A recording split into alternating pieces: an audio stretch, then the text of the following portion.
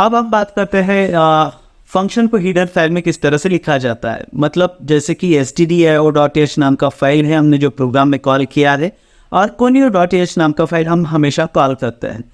तो in file में printf function और getch फंक्शन के बारे में प्रोग्राम लिखा होता है। stdio.h फाइल में printf के बारे में कई सारा कोड लिखा होता है और खाली हम printf फंक्शन को प्रोग्राम में यूज़ करते हैं।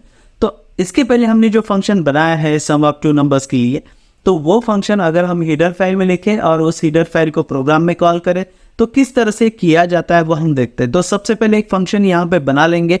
यहाँ पे मैं लिखता हूँ सम, और ये फंक्शन है। तो इसके लिए आपको सम नाम का फंक्शन बनाना पड़ेगा। तो यहाँ पे आप लिखेंगे void sum। एक टेस्टिंग पर्पस हम बना लेते हैं, ओपनिंग एंड क्लोजिंग करली ब्रास यहाँ पे लिखा, और यहाँ पे लिखा printf, और इसके बीच में लिखा टेस्ट फंक्शन। अब ये जो फंक्शन है हमने पहले ही कॉल कर रखा है, यहाँ पे फंक्शन को कॉल किया है, जैसे getch फंक्शन है वैसे ही सम फंक्शन को कॉल किया है।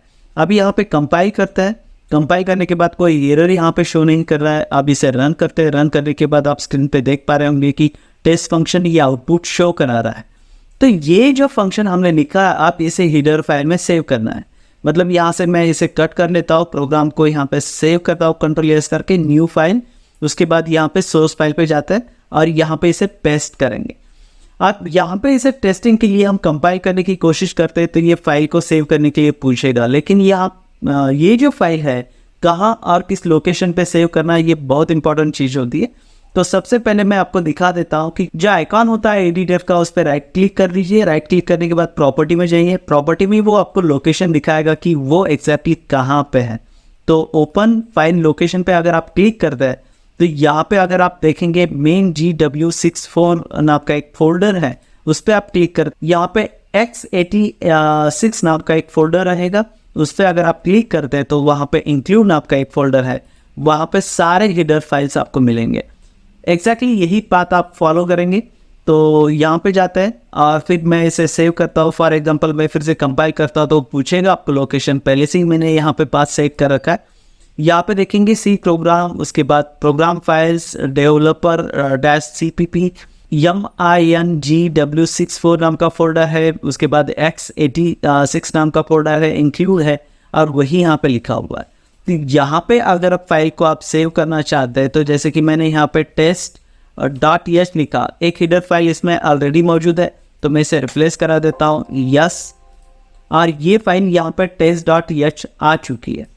अभी यहाँ पे आपको मेन प्रोग्राम में जाना है और यहाँ पे आप #include, पहले तो हम इसे कंपाइल करके देखते हैं कि एरर क्या शो कर रहा है। कंपाइल करने के बाद यहाँ पे एरर शो करेगा अनडिफाइंड रेफरेंस टू सम, मतलब ये जो फंक्शन हमने यहाँ पे कॉल किया है इसका कोई रेफरेंस वहाँ पे मौजूद नहीं है। तो यहाँ पे हम इसे कॉल करते हैं #include, मतलब इंक्लूड फोल्डर में लिखा है उसे, तो वहाँ से हम इसमें प्रोग्राम में से इंक्लूड कर रहे हैं।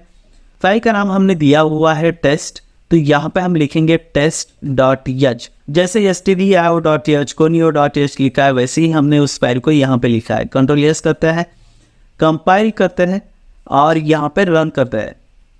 तो जो आउटपुट हमें चाहिए था, जो आउटपुट हमने फंक्शन को वहाँ पे पहले लिखा था वैसे ही आउटपुट हीडर फाइल लिखने के बाद दिखा रहा है, मतलब उसे कॉल कर रहा है।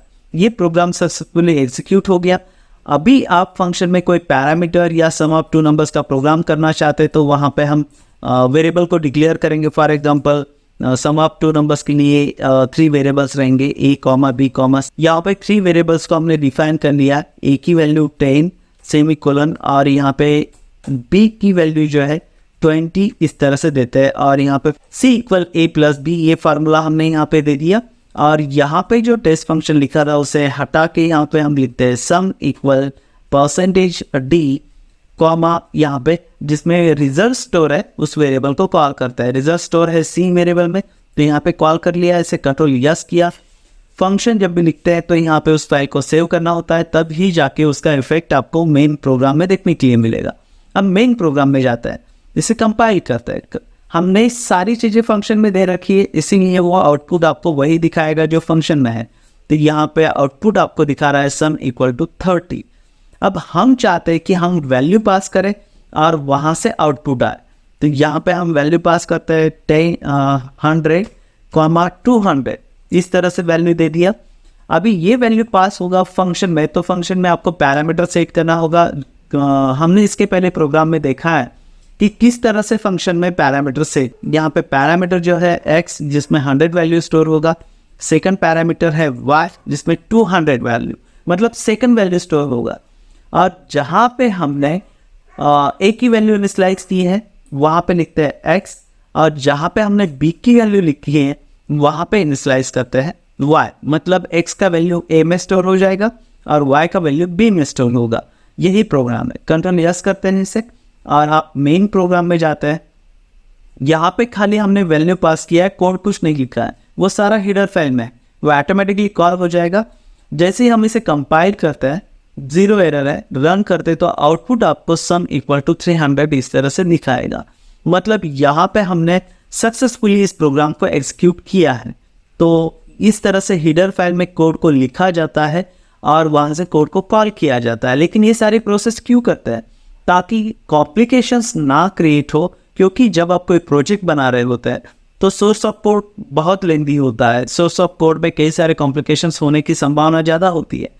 तो ऐसा कोड है जो हम एक पर्टिकुलर हेडर फाइल में लिखते हैं और उस हेडर फाइल को कॉल करते हैं, यानी एरर फाइंडिंग के लिए आपको आसानी होती है। वहाँ पे कोई एरर है फंक्शन के बीच में तो आप पर्टिकुलर उस हेडर फाइल में जाएंगे और वहाँ से उस एरर को सॉल्व कर सकते हैं।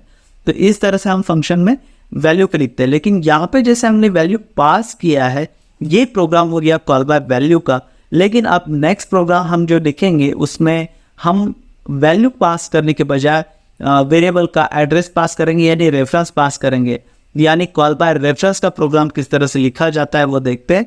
लेकिन उसके पहले आपको पॉइंटर समझना बहुत ज़रूरी होगा कि किस तरह से आप वहाँ पे वैल्यू को पॉइंट आउट करते हैं, किस तरह से रेफरेंस पास करते हैं और उस वैल्यू को वहाँ से किस तरह से पिक किया जाता है। तो आगे हम पॉइंटर पे बात करेंगे।